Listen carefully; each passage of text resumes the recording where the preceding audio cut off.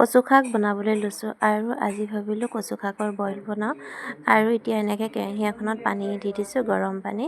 আৰু কেৰাহীখন দেখি আকৌ আপোনালোকে নাহাঁহিব দেই, কেৰাহীখন মানে মোৰ এইকেইদিন অসুখ হৈ আছে যে, আৰু ঘঁহিবলৈও পৰা নাই, সেইটো কাৰণে তাৰমানে কেৰাহীখন লেতেৰা হৈ আছে। আৰু এয়া মানুহজনে কচু শাক কাটি আনিলে, তাৰপাছতে আকৌ শিঙি মাছো ধৰি আনিলে। এতিয়া কচুখিনি অকণমান মই সিজিবলৈ দিম, তাৰপাছতে এতিয়া দি দিলোঁ শিঙি মাছকেইটা। এতিয়া ধুনীয়াকৈ শিঙি মাছকেইটা মানুহজনে কাটি কৰি দিছে, আৰু মই এতিয়া ধুনীয়াকৈ বহাই কৰি দিওঁ। নিমখ অলপ দিলোঁ, সেইটো দেখুৱাব নহ'লে বাৰু।